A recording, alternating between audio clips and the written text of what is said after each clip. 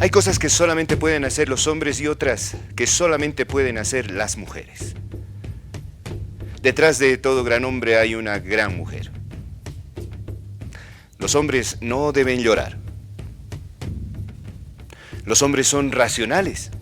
Las mujeres son emocionales. ¿Cuántas veces escuchaste alguna de estas frases?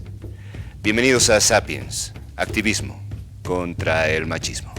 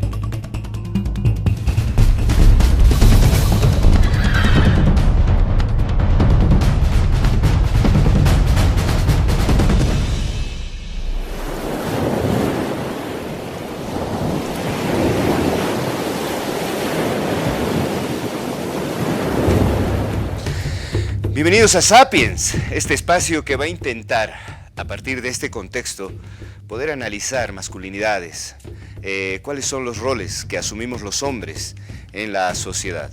Hoy vamos a hablar de género y de sexo. ¿Cuál será la diferencia? ¿Cómo asumimos a partir de esto los roles de género con los que interactuamos en el día a día en la sociedad? Bienvenidos a Sapiens, les vamos a presentar este contexto y empezamos. Cuando hablamos de las diferencias entre mujeres y hombres y de cómo a partir de estas se llega a originar la violencia, es necesario hablar de dos conceptos que con frecuencia suelen confundirse: sexo y género. Algunos ejemplos para entender esta construcción social es, por ejemplo, pensar que las mujeres son pasivas, serviciales, sensibles o bondadosas, y que los hombres son activos, fuertes, líderes y conquistadores. El mismo paradigma es el causante de que tradicionalmente se le hayan asignado a los hombres roles en la política o, por ejemplo, los mecánicos, los jefes, los gerentes, etc. Es decir, el rol productivo. Y a las mujeres, el rol de protección, son amas de casa, maestras, enfermeras, etc. Si bien la violencia contra las mujeres es un fenómeno multicausal, una de sus raíces radica justamente en los desequilibrios históricos y estructurales entre hombres y mujeres.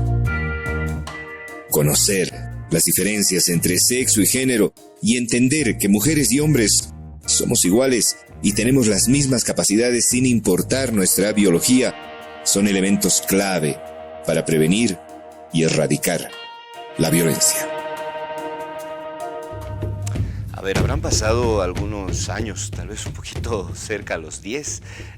Lo invitaba a un espacio que conducía y siempre hemos valorado su aporte y su mirada. Está conmigo Pablo Antesana. Pablo, querido, ¿cómo estás? Ángel, muy bien, gracias. Buenas noches, bienvenido. Muchas gracias, bueno, muy contento de estar en este nuevo programa y te felicito por la iniciativa.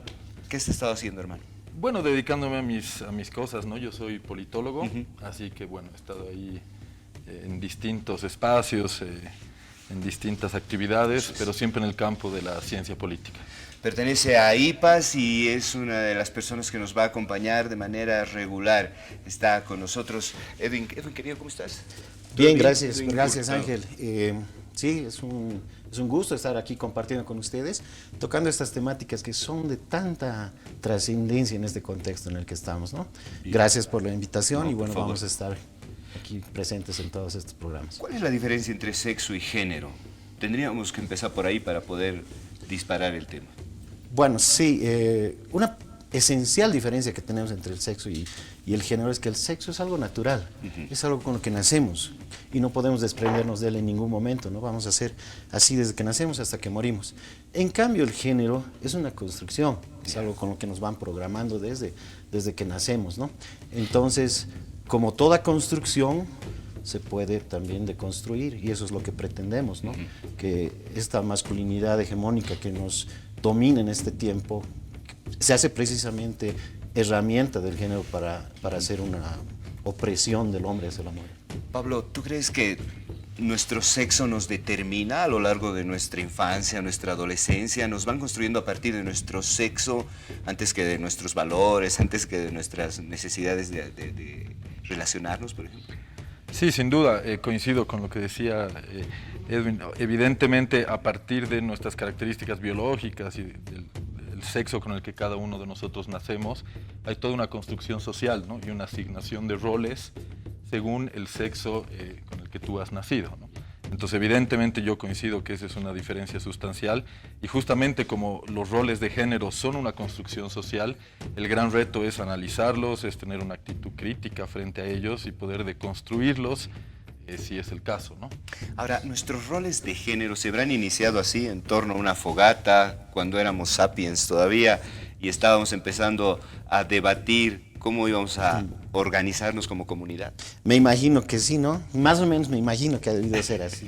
Claro, y entonces han decidido otorgar ciertas tareas a los hombres y ciertas tareas a las mujeres. Claro. Entonces ahí empezó esa división del trabajo que ahora nos marca y nos dice qué roles, qué tareas tienen que hacer los hombres, qué cosas tienen que hacer los hombres y qué cosas tienen que hacer las mujeres, ¿no?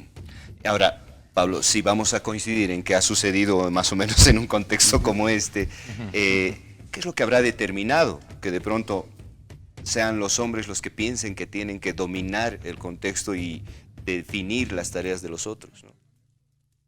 Yo creo que en una sociedad como la nuestra, ¿no? Para aterrizar un poco la discusión al contexto en el cual vivimos, sin duda el patriarcado, ¿no? La construcción de una sociedad alrededor de la asignación de determinados roles que siempre en el caso de los hombres han sido posiciones de poder o de privilegio, ¿no? Ellos siempre han ido marcando una determinada dinámica en la construcción social, que por supuesto reproduce como en una especie de círculo vicioso esos privilegios y esos roles asignados solamente al hombre en detrimento, por ejemplo, de la mujer o de otro tipo de géneros, ¿no? También como pueden ser otro tipo de orientaciones sexuales. Pero siempre la mirada ha sido en torno a la centralidad o la hegemonía del rol y el género masculino, ¿no? Y la asignación que le toca de determinados roles, claro, tareas. Ahora, esto tiene que estar mucho más pensado que simplemente una cosa orgánica que vamos reproduciendo a lo largo del año a partir de estas construcciones de las que nos habla Pablo. Me imagino que en el colegio, en la universidad, en el mismo núcleo familiar, se tiene muy reafirmado este contexto. Claro, son estas instituciones primarias, son las que determinan cómo vamos a ser, no la familia, en cuanto te dicen que los hombrecitos tienen que jugar con juguetes adecuados para los hombres, que reproduzcan además esos roles estereotipados de poder, ¿no? Una espada, una pistola, algo que digamos agreda. Y la mujer, obviamente, entrenándola para sus labores maternales, entre comillas, con ollitas y cocinas. En la escuela, ¿no? Cuando nos dicen que hay cierto, que el género masculino es más apto para los deportes, por decirte. Claro. ¿No? Y entonces va en detrimento de las estudiantes mujeres que no siempre acceden a estas cosas. Y también la iglesia, ¿no? Tanto y en cuanto hay iglesias que te dicen que el hombre es la cabeza del hogar y siempre tiene que estar encima de las mujeres. O sea que desde esas instituciones primarias de educación, de asimilación de roles que vamos a tener, nos empiezan a encasillar así ya, ¿no? Entonces, a darnos cosas exclusivas para los hombres y exclusivas para las mujeres. Pablo, si tendría que retarte en este momento a que me digas algún evento que recuerdes a lo largo de tu vida que haya sesgado de alguna manera o que te haya como implantado este hecho de que tienes que hacer esto porque eres varón, ¿te ha pasado? Sí, a ver, se me ocurre el tema este de la sensibilidad, ¿no? Es muy común que bueno, hayamos crecido en una sociedad, en un ambiente en el cual claro, un poco el tema de la sensibilidad o los sentimientos están casi prohibidos a los hombres. A los hombres, sí. Y yo lo he sentido así en diferentes etapas de mi vida en las cuales de repente atravesaba un mal momento, pero sí sentía como esta pulsión a no poder expresar. Macho, no se Claro, llora. el hombre no llora, el hombre ¿no? Es el poderoso o el potente el que no se quiebra. Sí. Mientras que la mujer sí tiene toda la autorización para ser sensible, ser tierna, para expresar más. Claro. Y eso crea, por supuesto, frustraciones, ¿no? O sea, hay que entender que bajo ese punto de vista, digamos, bajo el patriarcado perdemos todos, ¿no? Sí. Por supuesto las mujeres con todo el tema de la violencia y los temas más crudos, pero el hombre también, porque, por ejemplo, reprimiendo todos estos sentimientos, pues se genera una reacción negativa, ¿no? En el caso de los hombres. Y eso yo lo he sentido así en diferentes etapas. No, y eso es definitivo, ¿no? Yo recuerdo, por ejemplo, cuando en la casa estábamos reunidos la familia y uno entraba a la cocina, digamos, y era un ambiente destinado solamente a mujeres, ¿no? Y se sentía como que había la incomodidad de tener un niño no correteando por ahí. molestes, ¿no? Exacto, ¿no? Y mi abuelita me decía, anda a jugar con tus primitos, anda a jugar con pelota, porque aquí esto es para señoras. Me decía, ¿no? Entonces, Qué interesante. claro, pero tenemos que atrevernos a transgredir eso, ¿no? Y como que lo hemos Así es. hecho y me he vuelto un especialista, por ejemplo, en pelar papas y lavar platos. Pero eso es bueno, Claro, obviamente. y lo vamos a hablar a lo largo de este espacio. ¿Qué es lo primero que les viene a la cabeza si yo les digo hombre? ¿Y qué es lo primero que se les viene a la cabeza si yo les digo mujer? Vamos a hablar de esto en unos minutos. Espéranos.